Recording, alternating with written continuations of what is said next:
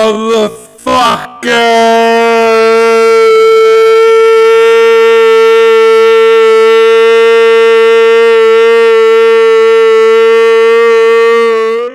the past 2 weeks here on Album Rankings, I've been ranking the best albums of a certain year. 2 weeks ago was 1987. Last week was 1986. This week, I'm focused on the year 1988. I'm taking the best albums, in my personal opinion, the best 10 albums of the year 1988. So I don't want to waste any time. I want to get right to it. Here we go. Starting off at number 10 is Testament's second studio record, The New Order. Released on May 5th, 1988, Cinco de Mayo, with all those Mexican people down there. Testament's New Order's reception and legacy has been generally been favorable. According to much accolades, Revolver in 2007 called it one of their 20 essential 80s thrash albums. In 2014, also on Revolver, it placed The New Order on its 14 thrash metal albums you need to own list. In 2016, Loudwire ranked the album as Testament's second best. A year later, Loudwire also listed the album as the 18th best thrash metal album of all time. I kind of rank it up there with one of the best records like Souls of Black and The Ritual. I like the songs, the title track, Trial by Fire, Into the Pit, and The Day of Reckoning. I was really haunted and gave me nightmares about the opening guitar sequence in Disciples of the Watch. But after a while, after a minute into the song, it kind of gets heavy, and I kind of like that. As of this recording, Testament's New Order has sold about 250,000 albums in the United States alone. Next, coming in at number 9 is Anthrax's fourth studio record, State of Euphoria. Released on September 19th, 1988. Clocking in at 52 minutes and 47 seconds. It was certified gold on February 8th, 1989. And I like this album alone for the sole reason because of the song Antisocial. The song Misery Loves Company is based on the Stephen King novel Misery, while Now It's Dark was inspired by the David Lynch film Blue Velvet. Specifically, the behavior of the sexually depraved, self-asphyxiated, murderous sociopath Frank Booth, as played by Dennis Hopper. I gotta be honest with you folks, the only reason why this album is on this list was because of the one song, and that's the Trust cover of Antisocial. Next, at number 8 is AC/DC's 11th studio record, Blow Up Your Video. The past two studio records AC/DC did, flicking a switch from 1983 and 1985's Fly on the Wall, failed to deliver. This was the album that kind of brought AC/DC back to that popularity, and while they were, after their last few albums underperformed commercially, the album and tour brought AC/DC back into the spotlight, along with their next album, which would be 1990's Razor's Edge. I like the songs Heat Seeker, That's the Way I Want to Rock and Roll, and This Means War. The album made it to number 12 on the Billboard 200, and since then it's gone platinum. Next, how appropriate. At number 7 is Iron Maiden's 7th record, Seventh Son of a Seventh Son, released on April 11th, 1988.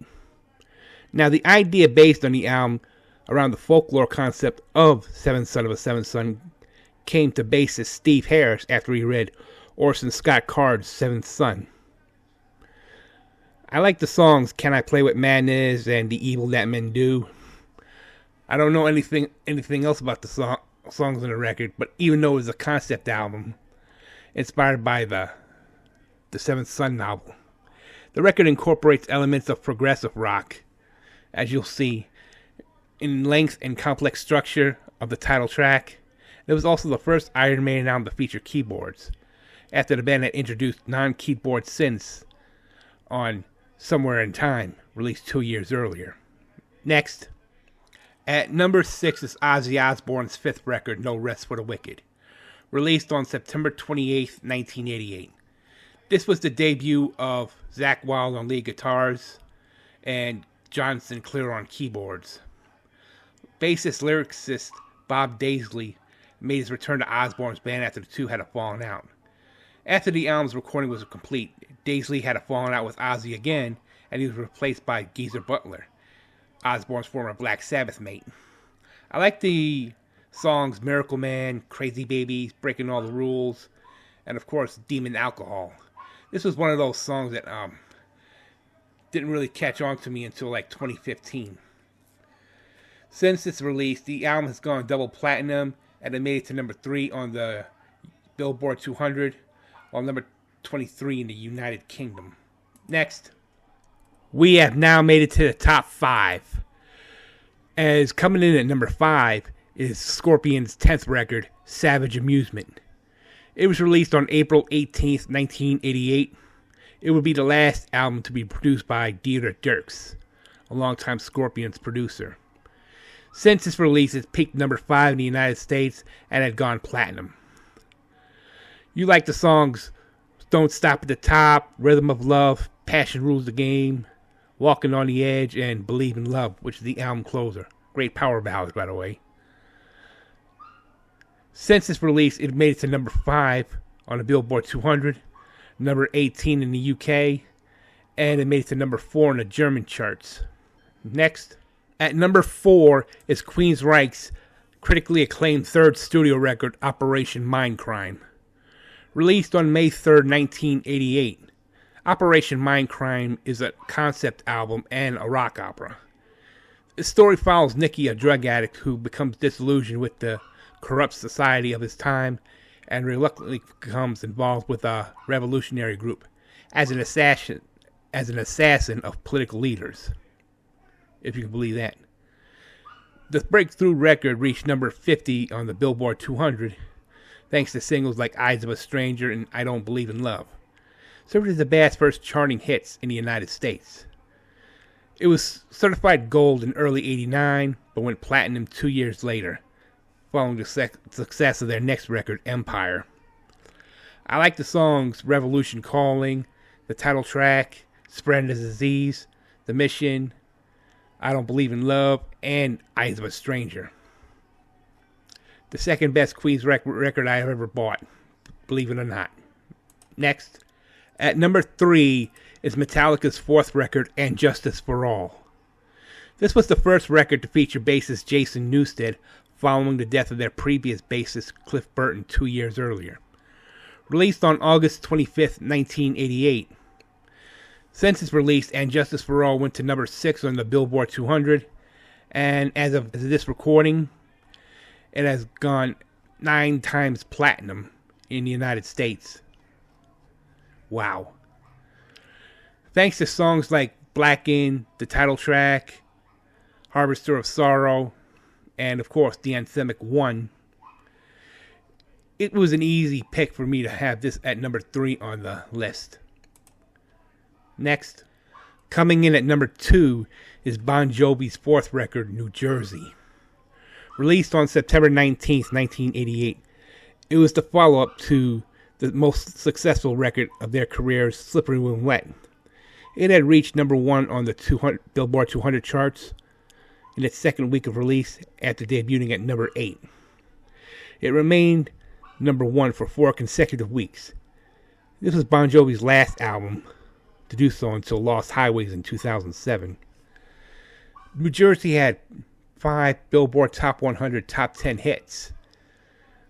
The most top 10 hits to date for any glam metal album, which includes Bad Medicine, I'll Be There For You, Born to Be My Baby, Lay Your Hands on Me, and Living in Sin.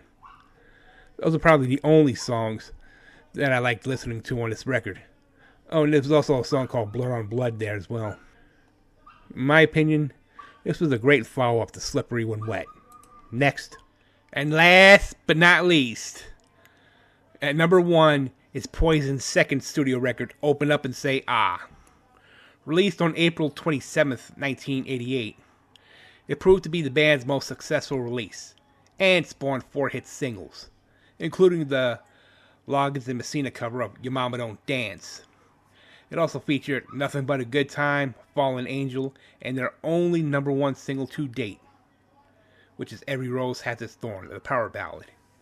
The album peaked at #2 on the Billboard 200, and as of this recording, Open Up and Say Ah was certified platinum in 1988, but went 5 times platinum in 1991. You like the songs? I like the songs Nothing But a Good Time, To the Rockin' Horse, Good Love, Tearing Down the Walls, Fallen Angel, Every Rose Has Its Thorn, which went #1 on Billboard Hot 100 for like 8 consecutive weeks, I believe. And of course, the Loggins and Messina cover Your Mama Don't Dance.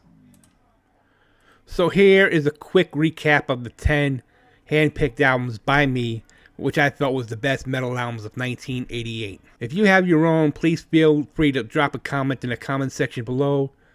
Like or subscribe to my videos if you like. I'll be back next week with another episode of Album Rankings. This is Joel Lump saying, peace. No.